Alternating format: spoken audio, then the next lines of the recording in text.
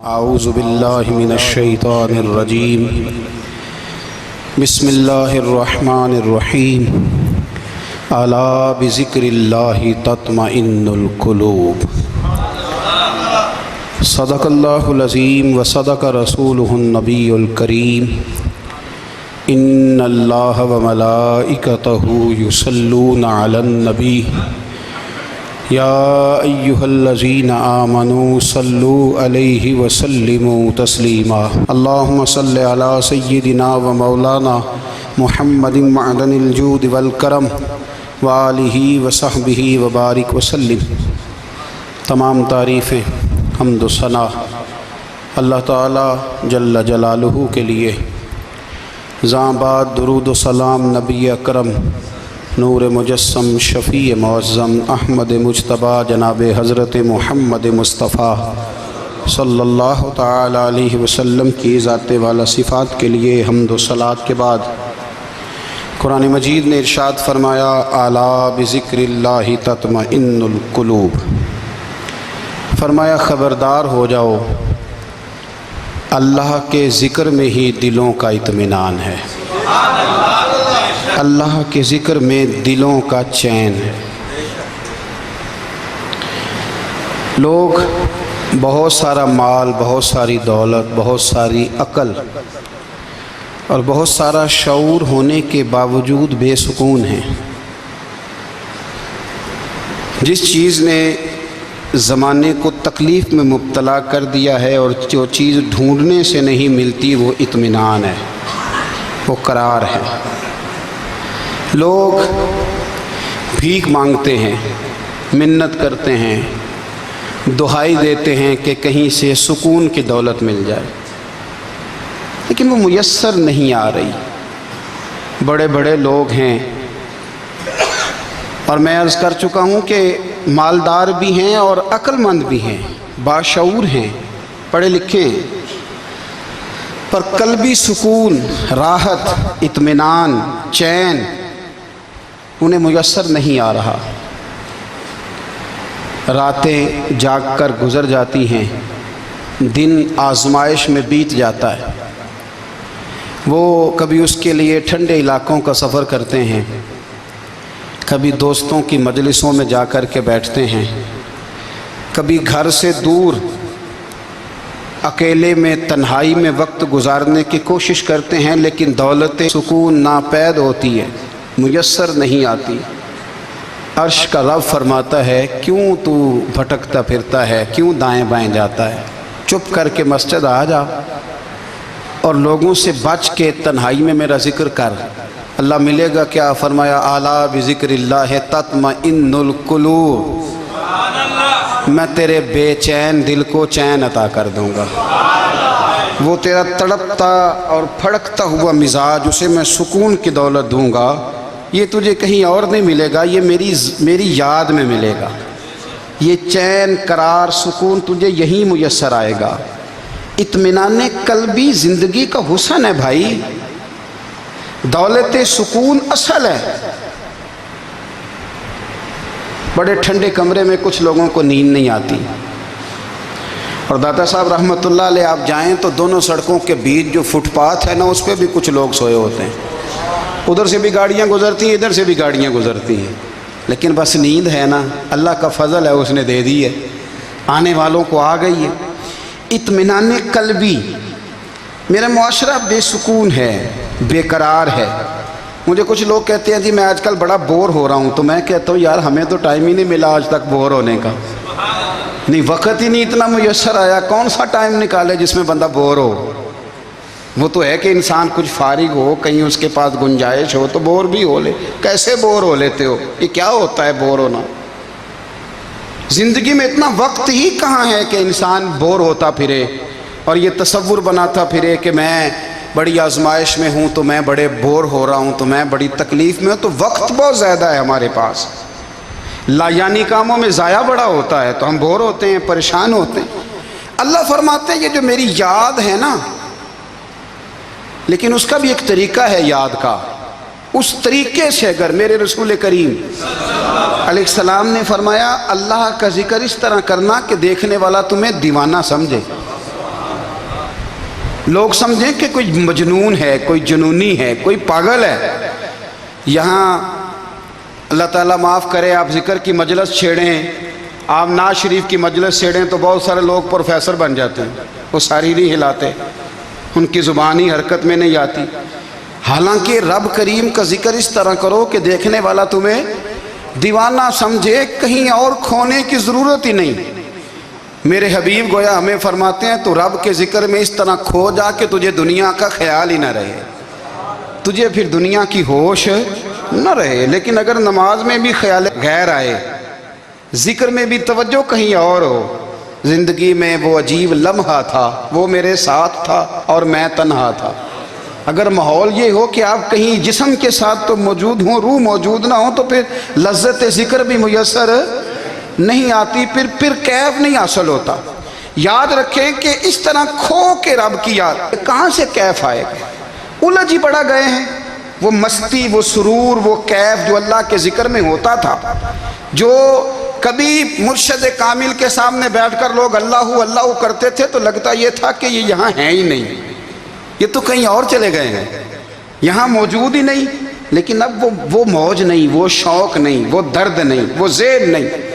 اقبال تڑپ کے کہا کرتے تھے، خیرت کی گتھیاں سلجھا چکا ہوں، یا رب مجھے صاحب جنوں کر دے، اللہ مہربانی فرما، وہ کیفیت دے، وہ سرور دے۔ زندگی میں اگر اطمینان چاہتے ہو تو کبھی کبھی سب کچھ بھول کے نا تو مست ہو جایا کرو رب کی یاد میں۔ کبھی کبھی چھوڑ دیں دنیا، چھوڑیں یار موبائل، کسی وقت کریں اس کو بند، چھوڑیں اس بات کا خیال کہ فلانے نے سلوٹ کیا ہے کہ نہیں کی، چھوڑیں۔ حضرت باجزید بستامی رحمت اللہ تعالیٰ علیہ فرماتے ہیں میں نے اعتکاف کبھی اپنی مسجد میں نہیں کیا، اس لیے کہ سارے ہی ہاتھ چومنے والے، سارے ہی پیار کرنے والے۔ فرماتے میں جب اعتکاف کرتا تھا تو میں بستان سے دور نکل جاتا تھا جہاں کوئی مجھے جاننے والا نہ ہو۔ اٹھ بلیا چل اوتھے وسیے جتھے وس دینی سارے ینے، نہ کوئی ساڈی ذات پچھانے تے نہ کوئی سانو مننے، چل ادھر چلیں۔ اٹھ بلیا چل اوتھے وسیے جتھے وس دینی سارے ہی ینے، نہ کوئی ساڈی ذات پچھانے تے نہ کوئی سانو۔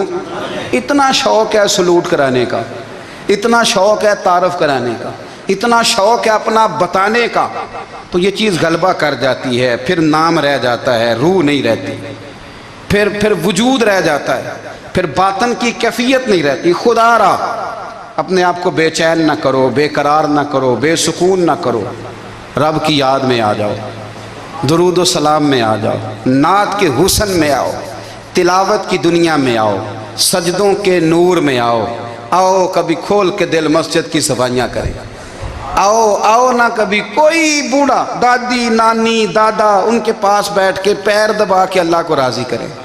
یہ کیف والی جگہ ہیں، یہ سرور والی جگہ۔ اتنی بے چین ہماری زندگی ہے، بے قرار ہے، تڑپتے ہوئے لوگ، لڑتے ہوئے لوگ، ایسے لگتا ہے ابھی ایک دوسرے کا گریبان تھام لیں گے، بے قرار، بے چین۔ کسی کو انتظار کا کہا جائے نا کہ 10-20 منٹ کسی کا انتظار کرو تو بعض لوگ مجھے ایسے لگتا ہے جیسے یہ ان کا کلیجہ پھٹ جائے گا، ڈاکٹر کے انتظار میں بیٹھے ہیں تو بڑے پریشان ہیں۔ کسی کو ملنے گئے ہیں کو آدھا گھنٹہ بیٹھنا پڑ گیا تو بڑی دقت میں ہیں۔ اپنے آپ کو سکون دیں۔ آپ یقین کریں بڑا مزہ آتا ہے، کبھی کسی کا انتظار کرنا پڑے تو 2-4 تسبیح درود شریف پڑھی جاتی ہے، یعنی ذوق بن جاتا ہے کہ چلو اللہ نے موقع دیا ہے، کوئی سرکار کو یاد کر لیں، تنہائی مل گئی۔ ہمارا مزاج جس سختی کا شکار ہے وہ سختی آہستہ آہستہ ہمیں زیادہ آزمائش میں ڈال گئی۔ تو میرے بھائی زندگی میں اطمینان حسن ہے، اور وہ سب سے زیادہ اللہ کی یاد میں ملتا ہے، وہ سب سے زیادہ رب کریم کے ذکر میں۔ سب سے زیادہ جو چاہتا ہے نا دل ٹھنڈا رہے، زبان میٹھی رہے، وہ مدینے والے محبوب پہ درود و سلام پڑھا کرے، وہ حضور پہ درود و سلام پڑھا کرے، زبان میٹھی رہے گی۔ میرا ذاتی تجربہ ہے کہ جو آدمی اپنے اخلاق سنوارنا چاہے وہ حضور پہ درود شریف پڑھے، جو اپنے اخلاق سنوارنا چاہے، طبیعت کو ٹھنڈا رکھنا چاہے، وہ درود شریف پڑھے، اس کا دل سکون میں آئے گا۔ کچھ کام اور ہیں زندگی میں اطمینان کے لیے، ان کا ہونا بھی بڑا ضروری ہے۔ سب سے پہلے اگر آپ چاہتے ہیں نا زندگی میں سکون ہو تو حقیقتوں کا سامنا کرنا سیکھیں۔ آپ جو ہیں وہ رہنا سیکھیں، جو آپ نہیں ہیں وہ بننے کی کوشش نہ کریں۔ حقیقت کا سامنا کرو گے تو زندگی اطمینان میں آ جائے گی۔ ہم نے نا بہانے بنا لیے ہیں، ہیلے بنا لیے ہیں، جھوٹ کے سہارے اپنے آپ کو اونچا کر لیا۔ ایک آدمی سے کہا جاتا ہے تو رشوت نہ لے، تو کہتا ہے میں غریبوں سے نہیں لیتا۔ تو میرا سوال یہ ہے کہ امیروں کا حساب لینے کی اللہ نے تیری ڈیوٹی لگائی ہے، تیرے ذمہ لگایا ہے کہ تو امیروں کا حساب کر، تمہیں کیا ضرورت پڑی ہے؟ ہم نا بہانہ کرتے ہیں، رشوت لینے والے کا الگ بہانہ ہے اور سفارش والے کا الگ بہانہ ہے۔ حقیقت کا سامنا کریں، حقیقت کا۔ جو میرے ذمہ داریاں ہیں وہ میں نے پوری کرنی، جو آپ کی ذمہ داریاں ہیں وہ آپ جان نہ چھڑائیں، حقیقت پسند بنیں۔ میرے رسول کریم، پھر پڑھیے درود شریف، صلی اللہ تعالی علیہ وسلم۔ حضور صلی اللہ علیہ وسلم نے فرمایا کہ میری بیٹی سیدہ فاطمہ الزہرا رضی اللہ تعالی عنہا صرف جنتی نہیں، جنتی عورتوں کی سردار ہے۔ لیکن حضور نے یہ بھی فرمایا کہ فاطمہ یہ خیال رکھنا اگر اللہ نے حساب پوچھا تو حساب تم نے خود دینا ہے۔ حقیقت کی طرف توجہ کرائی حضور نے، وہ صرف جنتی نہیں، جنتی عورتوں کی سردار ہیں، پر حقیقت کی جانب توجہ۔ میں حقیقت یہ ہے کہ اگر مالک نے حساب پوچھا تو اس کی تیاری بھی کرنی ہے۔ دیکھیں نا، ہمیں کچھ یقین نہیں، اللہ معاف کرے کہ ہمارا حساب کیسا ہوگا، لیکن کتنے آزاد ہیں۔ یعنی بڑی دلیری سے بندے کہتے ہیں فجر نہیں پڑھتا جی، 3 پڑھتا ہوں جی، شاہ رہ جاتی ہے جی، کپڑے صاف، بڑی دلیری سے۔ اور سیدہ فاطمہ الزہرا نے ساری رات مصلی باندھ رکھا ہے، حالانکہ انہیں یقین تھا کہ رب مجھے بغیر حساب کتاب جنت دے گا۔ حقیقت کا سامنا کریں، جو حقوق آپ کے ہیں وہ آپ نے ادا کرنے ہیں، جو ذمہ داریاں ہیں وہ ذمہ داریاں ہیں۔ دیکھیں نا، حضرت موسیٰ کلیم اللہ علیہ السلام کے پاس اسرائیل روح نکالنے آئے تو حضرت موسیٰ نے تھپڑ مارا، آنکھ نکال دی، واپس گئے۔ اللہ انہوں نے تو جلال فرمایا ہے، کہا موسیٰ علیہ السلام سے کہیے بیل کی پشت پر ہاتھ رکھیں، جتنے بال ان کے دست مبارک کے نیچے آئیں گے اتنے 1000 سال ان کی عمر بڑھا دی جائے گی۔ یعنی میرے کان میں کوئی بتا دے کہ جناب 60 سال بڑھ گئی، یا آپ کے کان میں کوئی کہہ دے تو خوشی ہوتی ہے کہ نہیں؟ لیکن یہ حقیقت پسندی نہیں، اس لیے کہ 60 بھی گزر جائیں گے، 70 بھی، یہ حقیقت نہیں۔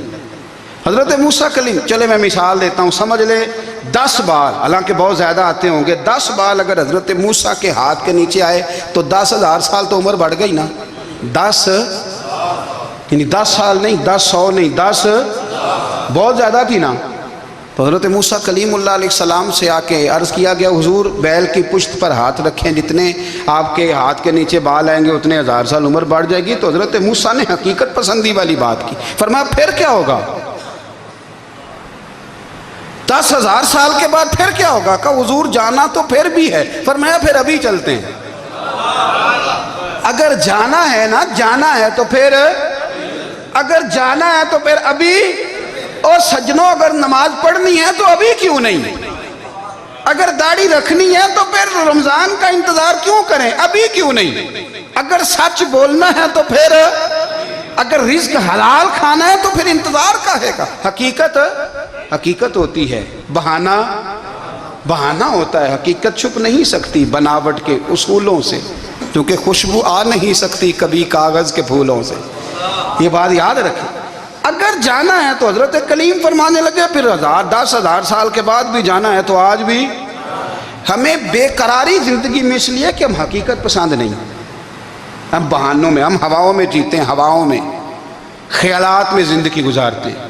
بڑا ٹائم پڑا ہے، مثلاً کتنا میرے رسول کریم صلی اللہ تعالیٰ علیہ وآلہ وسلم نے ایک دن صحابہ سے فرمایا تمہیں حیا نہیں آتی؟ حضور کیا ہوا؟ فرمایا وہ والے مکان بناتے ہو جن میں تم رہ نہیں سکتے، وہ والا مال جمع کرتے ہو جو کھا نہیں سکتے، حیا نہیں آتی؟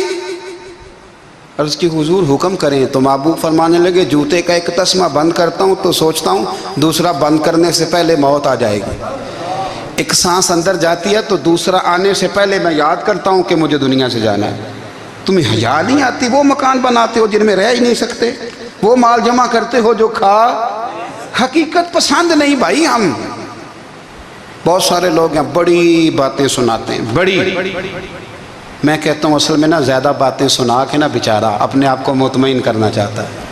اصل بات یہ ہے کہ اندر سے نا ہلا ہوا ہے، کچھ بھی نہیں، بڑا زیادہ ہنستا ہے اور مجھے لگتا ہے کہ کوئی گہرا زخم چھپا رہا ہے. اس لیے ملمہ سازی، حقیقت پسند بنو، حقیقت پسند. یاد رکھنا، من ترک صلاۃ متعمدا فقد کفر. میرے رسول نے حقیقت بیان کی، فرمایا جس نے ایک نماز بھی جان بوجھ کے چھوڑی اس نے رب کے رب ہونے کا انکار کیا، اس نے کفران نعمت کیا. یہ حقیقت ہے، کوئی کلیریفیکیشن نہیں، کوئی وضاحت نہیں. جو نماز نہیں پڑھتا جھوٹ بولتا ہے، غلط بیانی کرتا ہے. جو شخص رزق حرام کما کے کہتا ہے کہ اس کے بغیر گزارا نہیں چلتا، وہ جھوٹ بولتا ہے. اس لیے کہ رب فرماتا ہے جب تجھے پیدا کیا ہے تو تیرا رزق میرے ذمہ ہے. اللہ فرماتا ہے کہ لا یکلف اللہ نفسا الا وسعہا، میں کسی پر وہ بوجھ نہیں ڈالتا جو اٹھا نہ سکے. نماز فرض کیا، اس کا مطلب ہے ہم پڑھنے کے قابل ہیں.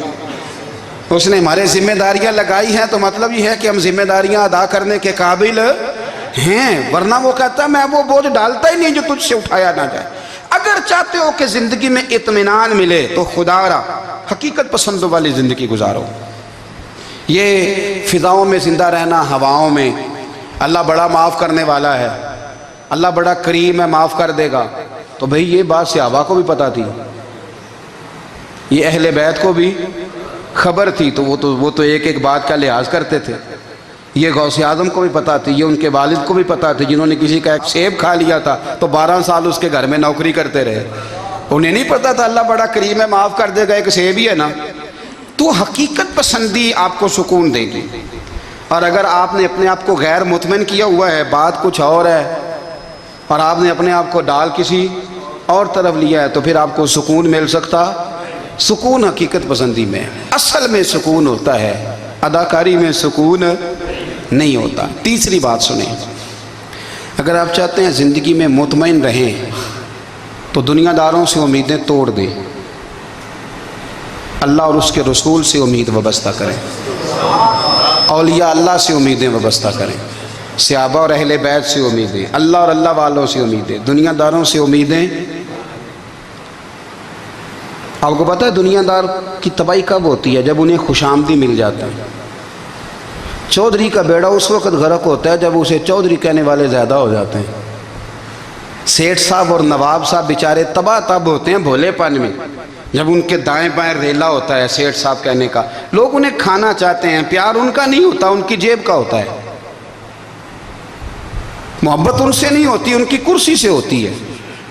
ضروریات کا پیار ہوتا ہے، تباہ کر دیا جاتا ہے. ہماری ساری توقعات دنیا داروں سے وابستہ ہو گئی ہیں. ناراض نہ ہونا، پیروں نے، مولویوں نے، درویشوں نے، انہوں نے بھی سیٹھ رکھے ہوئے جلسوں کی صدارت کرانے کے لیے. یعنی مذہبی جلسہ ہے، اس میں بہت زبردست پڑھے لکھے صاحب تقوی عالم کا خطاب ہے، اور کی صدارت وہ بندہ کر رہا ہے جس نے عشاء کی نماز بھی نہیں پڑھی. وہ بندہ صدارت کر رہا ہے، کیوں؟ اس لیے کہ اس نے لاکھ روپیہ دیا ہے محفل میں. خدا را دنیا داروں سے امیدیں چھوڑ دیں، ورنہ آپ کمزور پڑ جائیں گے، آپ کی امیدیں ٹوٹیں گی. کتنا کمزور ہے وہ شخص جو 2-4 ہزار کے لیے کسی بندے کی چاپلوسی کرتا ہے، اس کے پیچھے بھاگتا ہے، خوش آمدیں کرتا ہے تھوڑے سے نوٹوں کے لیے. دکھ سکھ میں کام آئے گا اس کام کے لیے. میرے رسول کریم علیہ السلام نے فرمایا جس نے بندوں کو راضی کرتے کرتے رب کو ناراض کر دیا، اس کی دنیا بھی گئی اور آخرت بھی گئی.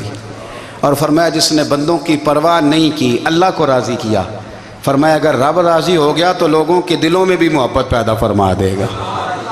کیا ضرورت ہے خوشامد کرنا دنیا داروں کی، سیٹوں کی، نوابوں کی، چاپلو. اور میں آپ کو ایک بات بتاؤں، ہوتا پتہ کیا ہے؟ یہ جو حب جا اور حب با ہوتی ہے نا، اس سے پیٹ نہیں بھرتا. آپ کو اگر خوشامد کرنی ہے تو پھر آپ کو ساری زندگی کرنی ہے. پھر ان کو بھی پتہ ہوتا ہے کہ تعلق کس بنیاد پر ہے، اس میں کبھی بھی خلوص پیدا نہیں ہوتا. آپ بے چین رہتے ہیں، بے قرار رہتے ہیں، آپ کو تکلیف رہتی ہے ہمیشہ. کبھی بھی دنیا داروں سے امیدیں وابستہ نہ کریں. ایک بات سنیں بڑی شاندار، امام غزالی نے لکھی ہے. امام غزالی فرماتے ہیں کہ ہارون الرشید نا حج کر کے واپس آیا بغداد میں، تو کونے میں حضرت بہلول دانا بیٹھے تھے. رش بہت تھا، مجمع بڑا تھا. حضرت بہلول دنا بھی سڑک کے کنارے بیٹھے تھے تو سپاہی کہنے لگے یہاں سے اٹھ جاؤ، فرمانے لگے ہارون رشید کی زمین نہیں، زمین میرے رب کی ہے، میں کیوں اٹھوں؟ وہ قریب سے گزرا تو سلام لی، تو آپ نے اس کا پروٹوکول دیکھا تو فرمانے لگے ہارون رشید تجھ سے تگڑے تگڑے موٹے موٹے پروٹوکول میں نے لوگوں کے دیکھے ہیں، اور یہ جو تیرے دائیں بائیں آج تیرے نعرے لگا رہے ہیں یہ پہلے ان لوگوں کے نعرے لگایا کرتے تھے، اور تھوڑا وقت گزرنے دے، جو تیرے بعد آئے گا نا یہ سارے پھر ان کے نعرے بھی لگائیں گے۔ تو جھوٹ کی دنیا میں زندہ ہے، ان سے تو نے امیدیں وابستہ کی ہیں، یہ کل اس کے نعرے لگائیں گے۔ اس کے دل پہ بڑا اثر ہوا، گھوڑے سے اتر آیا، آگے کہنے لگا حضور آپ نے مجھے بڑی اچھی نصیحت کی ہے، میرا دل بڑا ٹھنڈا ہوا ہے، میں نے سنا ہے آپ مقروض ہیں، کچھ لوگوں کا قرض، تو مجھے کوئی حکم ہی کر دیں۔ آپ ہنسنے لگے، فرمانے لگے یار تو بڑا ہی بیوقوف ہے، بڑا ہی بیوقوف ہے، تو میں تجھے نصیحت کر رہا ہوں تو مجھے الجھا رہا ہے، حضور کوئی حکم کر دیں۔ کیا خوبصورت انداز ہے رب کریم کے بندوں کا۔ حضرت بہلول دانا فرمانے لگے تیرا رب کون ہے؟ کہا اللہ، تو فرمایا میرا کون ہے؟ کہا اللہ۔ فرمانے لگے یہ تو نہیں نہ ہو سکتا کہ اللہ ہارون رشید کو دیتا رہے اور بہلول دانا کو بھول ہی جائے، یہ تو نہیں نہ ہو سکتا کہ ہارون رشید کو دیتا رہے اور بہلول دانا کو بھول جائے۔ فرمایا اس کا دل، اس کا ارادہ ہوا، ارادہ قدرت ہوا کہ بہلول مقروض رہنا چاہیے، تو اگر رب مجھے رکھنا چاہتا ہے، دکھ قبول محمد بخشا راضی رہن پیارے، اگر وہ چاہتا ہے میں مقروض رہوں تو میں بھی چاہتا ہوں کہ میں مقروض ہی رہوں، یہ تو نہیں نہ ہو سکتا کہ تجھے دے اور مجھے نہ دے۔ فرمایا میری تجھ سے کوئی امید نہیں، مجھے جب بھی دے گا میرا رب بھی دے گا، اور وہ دے گا تو پھر انشاءاللہ خزانے کھول کے دے گا۔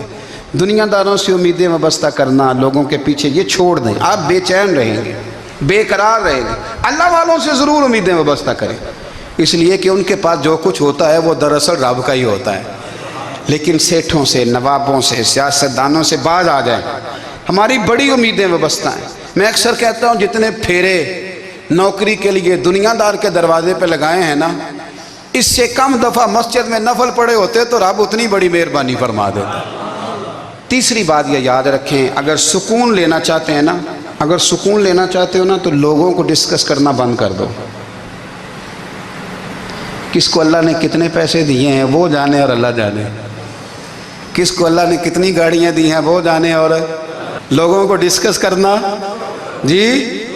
یعنی میں ایک جگہ بیٹھا تھا تو ایک صاحب گاڑی والا گزرا، گاڑی میں بیٹھ کے، اس کا پڑوسی تھا، کہندے تھا منہ ہے کار والا، میں کہ وہ تے ہے تاں ہی بیٹھا ہے، تو ہن میں کہ سمجھانا سی نا انہوں، میں کہ توں تے میں حساب لائیے بھی ساڈے کول کوئی نہیں، وہ تے ہے، دیکھیں نا اللہ نے اسے دی ہے نا، تو اللہ نے چاہا نا وہ کار میں بیٹھے، تو جس نے پھٹے پہ بیٹھ کے یہ تبصرہ کیا کہ منہ ہے کار والا، میں کہ ابھی وہ تے ہے تاں کار ہے۔ اب مجھے اور تجھے اندازہ لگانا چاہیے کہ ہم کیا یہ بحث ہے، یعنی اللہ کو چاہیے تھا معاذ اللہ کے پہلے تجھ سے پوچھتا کہ اسے کار دینی ہے کہ نہیں، کیا مطلب فضول بحث ہے۔ وہ چیز ہمیں اتنا تنگ کرتی ہے، اتنی تکلیف دیتی ہے کہ آپ یقین کریں سارا دن اسی کو ڈسکس کرتے ہیں، سارا دن اس کے پاس گاڑی ہے، اس کے پاس کار ہے، فلانے کا پیسہ 1 نمبر ہے، فلانے کا 2 نمبر ہے، فلانے کا 6 نمبر ہے، اصل بات کے اندر حسد ہے، اس کو نکالو۔ ایک بات کہنے لگا ہوں، اسے یاد رکھنا، میرے اعلیٰ حضرت رحمۃ اللہ علیہ فرمایا کرتے، حسد کرنے والا بندوں پر اعتراض نہیں کرتا، اللہ پر اعتراض کرتا۔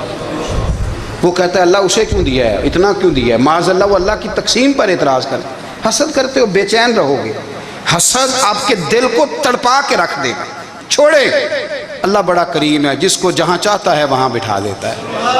آپ قطعاً اس بحث میں نہ پڑیں کہ اللہ نے کس کو کتنا دیا ہے، کب دیا ہے، کیوں دیا ہے، وہ بڑا بے نیاز ہے۔ حسد آپ کو تباہ کرے گا۔ دنیا میں پہلا گناہ جو ہوا تھا وہ حسد تھا۔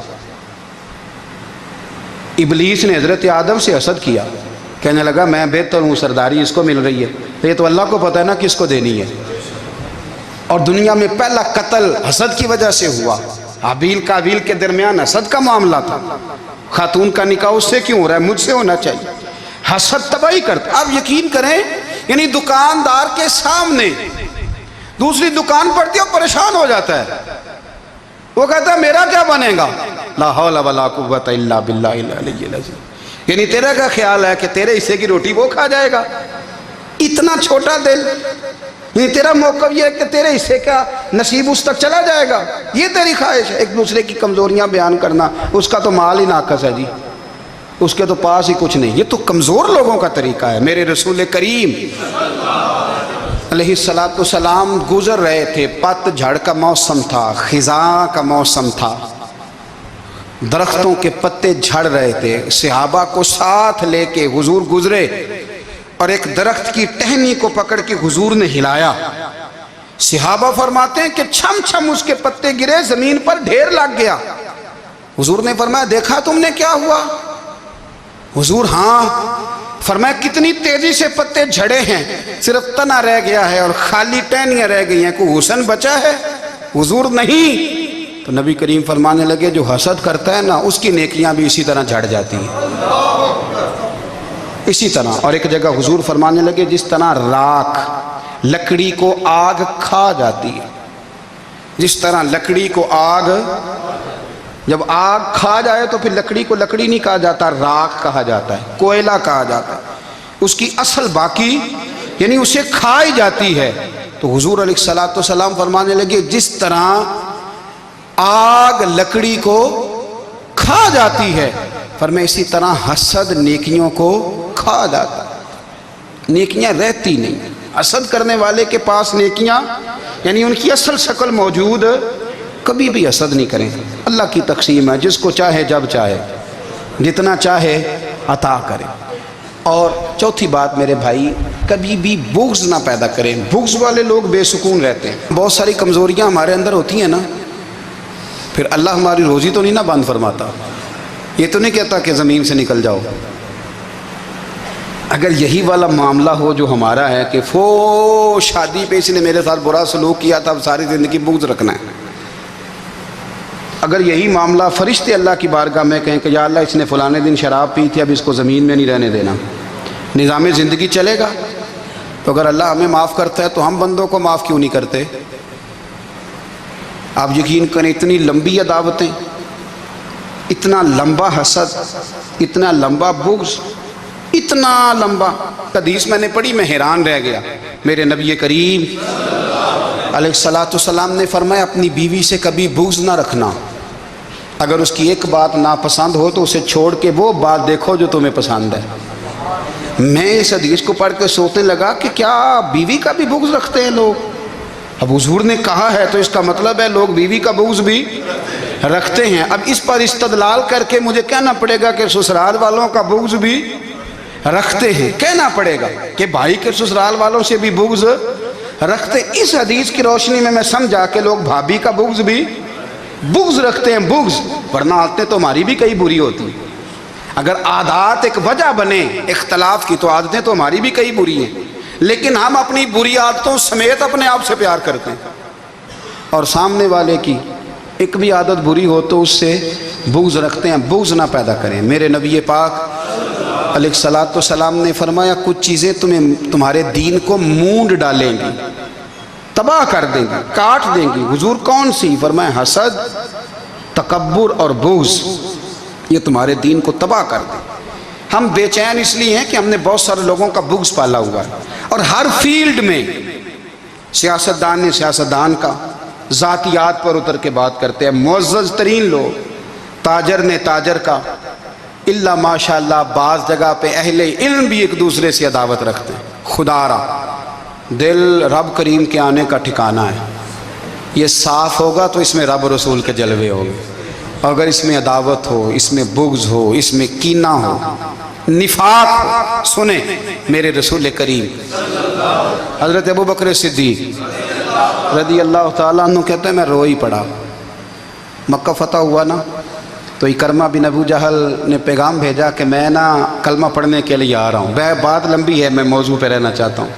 کہتے ہیں جب وہ آنے لگا نا تو نبی پاک نے ہم سب کو بلایا، ہم حاضر خدمت ہوئے تو حضور فرمانے لگے کہ اس کے باپ نے نا بڑا ظلم کیا ہے ہمارے ساتھ، ابو جہل نے بڑا ستایا ہے، بڑی تکلیف دی ہے۔ آپ مجھے بتلائیں کہ وہ ایک دفعہ کسی شادی پہ بحث ہوتی ہے بیوی کے بھائی کے ساتھ، پھر ساری زندگی اس بیچارے کو معافی وہ 10 دفعہ گھر آتا ہے معافی مانگنے پر سوال ہی نہیں پیدا ہوتا میں ہو مجھے ہی کہہ دیا یعنی پھر مجھے ہی کہہ دیا آپ نے اور میری شان میں بے ادبی اور پھر میں معاف کر دوں توبہ توبہ توبہ یہ کیسے ہو سکتا ہے میری ناک نیچی ہو جائے گی اور آپ نے مجھے کہہ دیا سوال ہی نہیں پیدا ہوتا اور یہ رونا میں اکثر ہوتا ہوں کہ شادی والے دن داماد صاحب کا زیادہ دماغ خراب ہوتا ہے جب چھوٹی سالی کی شادی ہوتی ہے نا اس دن اس کو بخار چڑھتا ہے کوئی اس کو کان میں کہتا ہے تیری عزت نہیں کر دے اس دن اس کا دماغ خراب ہو جاتا ہے بچے اٹھا کے نکل آتا ہے وہ بیچارہ سسر منتیں کر رہا ہوتا ہے کہ تیری مہربانی آ جا یہ عزت کرا رہا ہے تو میں نے کہا احتجاج کر کے جو عزت کرائی جاتی ہے وہ عزت نہیں ہوتی ہاں یہاں مانگ کے عزت لیتے ہیں لوگ یا احتجاج کی کوئی عزت ہے آپ کے اندر کمالات اتنے ہوں کہ آپ کی عزت کرنے کو دل چاہے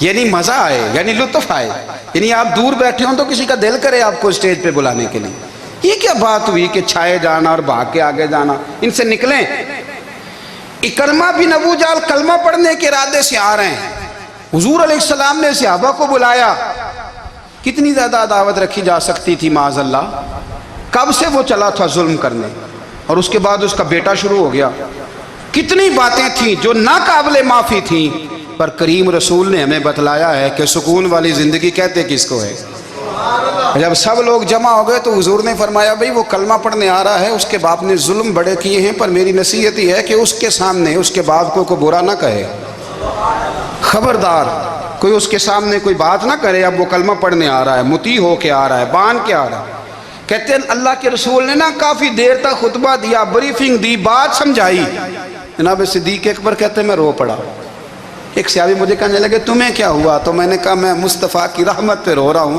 دیکھو کن کے لیے حضور گراؤنڈ بنا رہے ہیں دیکھو کن کے لیے حضور تیاری کر رہے ہیں جنہوں نے ساری زندگی دشمنی کی خدا را یہ اندر سے عداوتیں نکال پھینکو او بھائی اتنا تو لمبا ٹائم ہی کوئی نہیں اتنا تو وقت ہی کوئی نہیں اس کو صاف رکھو بندہ کوئی کر بھی گیا تو کوئی حرج نہیں چنگی مندی سجنا کھولو 100 واری ہو جاندی یار یاراں دا گلا نہیں کر دے اصل پریت یار یاراں دا جڑا گلا کردا جے یار نہیں جی ہوندا ہاں پکی بات پکی پیڑی میرا ایک سنگی مجھے آ کے آنے لگا فلانی جگہ بندہ یہ بات کر رہا تھا میں کہ تو ہوتے ہی سے سوندا سے تم ہی نال ہی سے میرا تو سجن بات ہو نہیں سکتا چنگی مندی سجنا کولوں 100 واری ہو جاندی یار یاراں دا گلا نہیں کر دے اصل پریت جنہ دی ہاں جو بندے پھر ہوتے اس طرح کے ان کے لیے بھی میاں صاحب نے کہا ہے ان کے لیے بھی میاں صاحب نے کہا ہے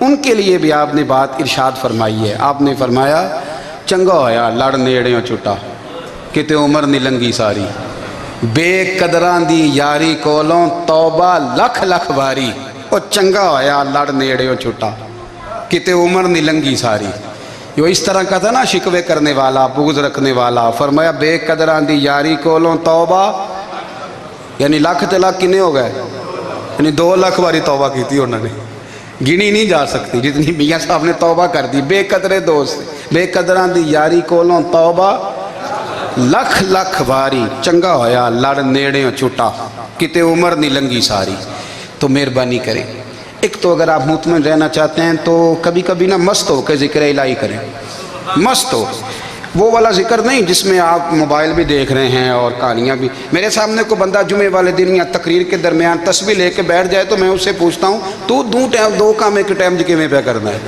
میری بھی بات سن رہے ہو تسبیح پڑھی تو ممکن ہی نہیں تسبیح تو تسبیح ہے جب وہ ہوگی تو پھر کوئی اور کام سوال ہی نہیں پیدا ہو ایک تو ذکر کریں محو ہو دوسری بات حقیقت کا سامنا کریں آپ اگر مطمئن رہنا چاہتے ہیں تو حقیقت پسند بنیں تیسری بات حسد چھوڑ دیں دوسروں کو ڈسکس کرنا چھوڑ دیں آپ یہ دیکھیں کہ اللہ نے مجھے کیا کچھ دیا اس پہ راضی رہیں اور چوتھی بات عداوت چھوڑ دیں سینے میں کینہ چھوڑ دیں آپ کی زندگی مطمئن ہو جائے گی آپ خوشحال رہیں گے وہ جو آپ لفظ کہتے ہیں نا کہ میں بور ہوں میں پریشان ہوں اس سے آپ نکل آئیں گے اللہ ہمیں محبوب کی غلامی میں زندہ رکھے غلامی میں موت